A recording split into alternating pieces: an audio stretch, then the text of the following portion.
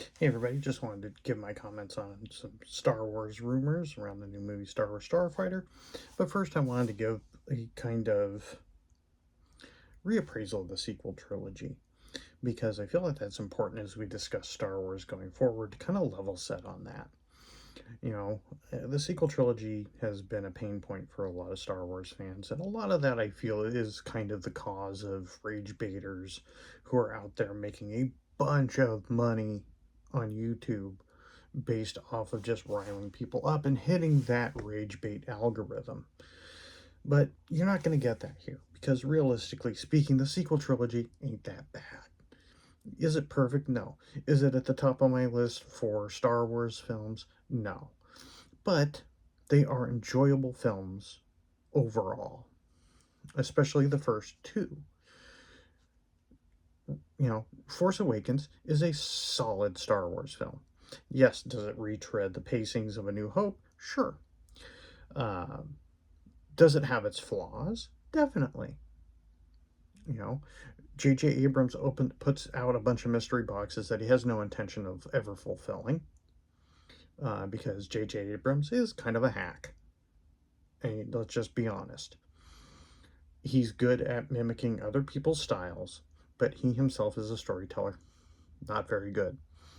Um, the whole thing with Rey's parentage, the whole thing with Luke's lightsaber, Snoke, the origins of the First Order, like all of this is just left on the table.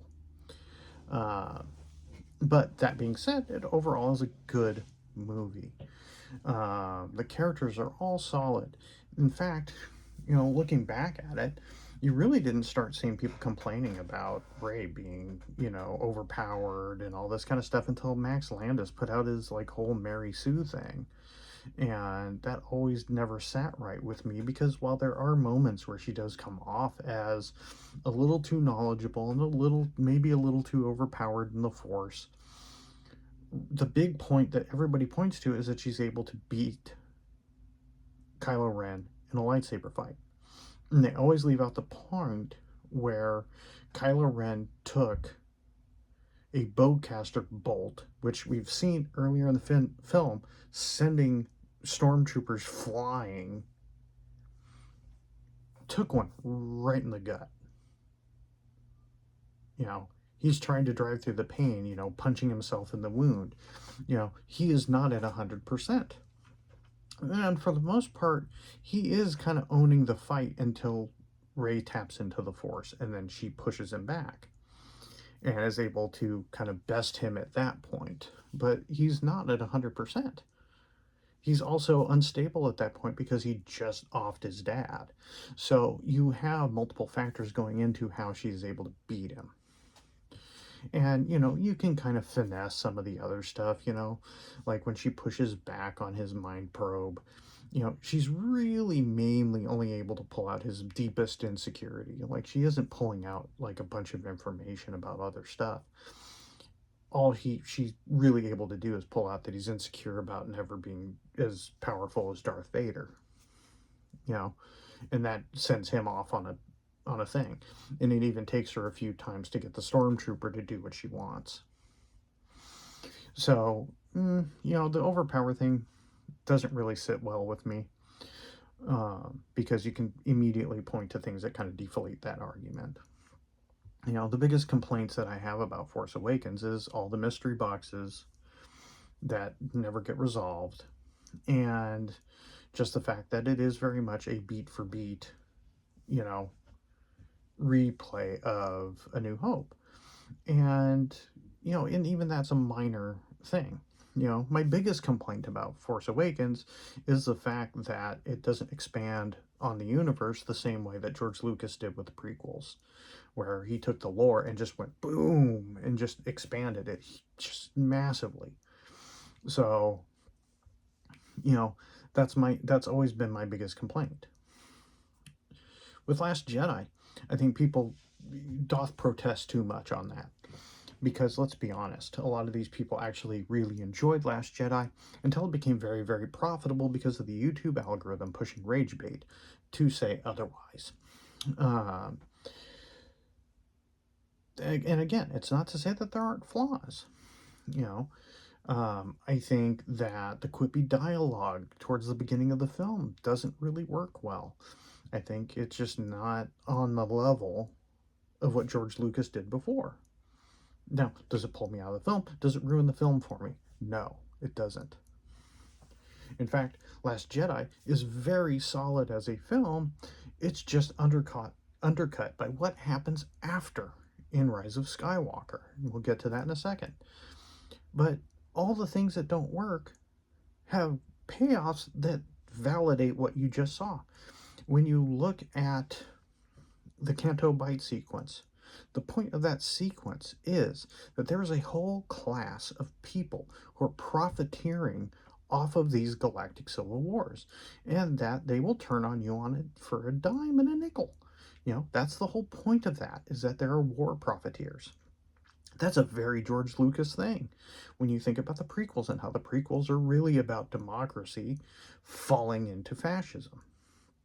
And George Lucas has said that's the larger overarching story that he wanted to tell on the side of the fall of Anakin Skywalker.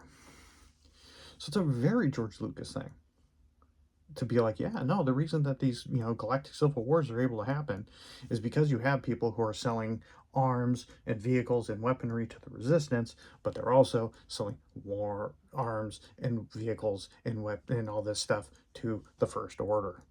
And so it just perpetuates this war cycle. And then of course they're betrayed. Rose and Finn are betrayed. It's a very salient point that they get to at the end of that arc. Now, could you excise it and the overall plot stays the same? Yes. But the thing is that is a very George Lucas point. And so is the arc of Luke Skywalker, where he has felt that he has made the mistakes of the past, that he has failed, and it's through that failure that Yoda tells him, like, hey, failing is the best teacher. And then he redeems himself by reconnecting with the Force, saving the Resistance, and then becoming one with the Force. So it's a very solid arc for Luke Skywalker in that film. Remember, Mark Hamill is old. He can't do the same stuff that he did when he was 20. So you were never going to get OP Jedi Master Luke Skywalker. You just weren't. Mark Hamill's not the same dude. So what we got is pretty solid because we got a very good in-depth arc for him. And where we end that movie is actually in a very strong place when you look at what was supposed to happen. Kylo Ren is doubling down. The Resistance survives to fight another day, but they're definitely licking their wounds. Luke Skywalker has returned and, is now this legend for people to rally around. So now you get to what was supposed to happen. Now, had Lucasfilm and Disney had some backbone and stuck with it, but there's a few things that happened here. One, all the rage bait started. And because Solo failed, and let's be honest, Solo failed because it had a troubled production that made people go, ooh, this is probably not very good. And it was a story that most people didn't really care about hearing. Everybody knew how Han won the Millennium Falcon. Everybody knew how he met Chewbacca. Everybody knew his past with the Imperial Army. Everybody knew that stuff. Was it fun to see? And it is a fun film, but it wasn't anything that was going to drive people to the theater.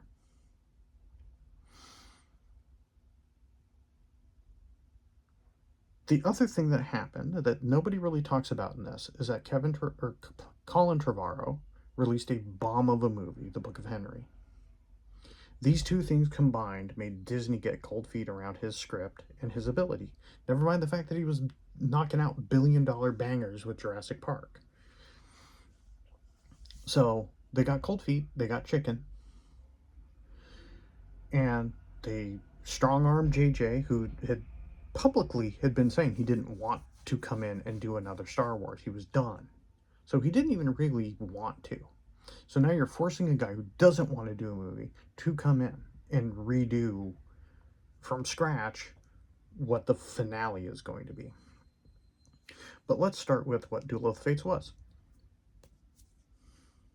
You have Kylo Ren, just full on dark side.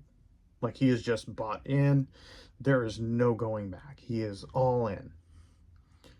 You have Rey completing her training, also being, mentored by Ghost Luke, Leia. So you get a bit of her, like, okay, now we know why she's where she is. Finn gets a good arc with, taking the battle to Coruscant and rallying these stormtroopers and getting them to break their programming. You get Luke haunting Kylo Ren. Like, there's all this great stuff in there. You get weird lore expansion things like the whole scene with Tor Valum. Like, we got robbed. And the thing is that all the stuff that was in that movie strengthened what was in Last Jedi. And so it would have made a much cohesive trilogy. It would have aged much better. But what we got instead was JJ coming in, trying to retool things to match up more with, like, say, Return of the Jedi. Because, again, JJ ain't that good. He's good at mimicking. And so, because he's good at mimicking, and you can debate on that, what he did was bring back Palpatine so you can have the ending of Return of the Jedi. Big space battle and fight with Palpatine. Redemption of the villain. Villain sacrifices himself for the ending. So, you end up in this whole space where it's just this, retread of Return of the Jedi, essentially. So, because of that, Last Jedi ages much poorly. But even with the flaws, Rise of Skywalker is still, for the most part, enjoyable. There's some cringy moments in there, like the "I am all the Jedi, I am all the Sith" line. That could go right out. That's just bad dialogue. But the moments there are good. The moment of her laying there and hearing all the Jedi, rallying to her. That's great. It didn't need the line. And overall, there's some great moments in there. The vision of Han pulling Kylo back to being Ben after Leia dies. Like, that's great moments. Those are great moments. But overall, as a film, it is the weakest in the series, and it undercuts what came before. But to say that these are all trash films, they're garbage, they aren't enjoyable, is just rank hyperbole. Now that brings us to Starfighter rumors. Since it looks like this is actually going to get across the finish line. And the big rumors is that the plot is essentially that Amy Adams is Mara Jade. Ryan Gosling's Starfighter character is escorting her and Luke Skywalker's son to Rey. And you have people all in their feels about it. I think this is great. Because what this does is this opens the door. This opens the door so that we can finally... We already have a Han. You get Billy Lord to be Leia.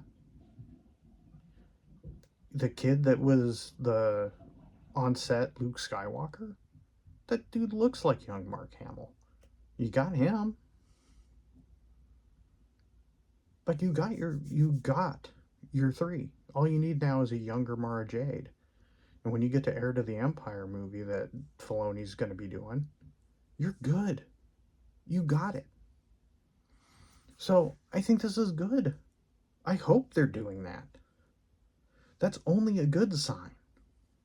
So let's make it happen.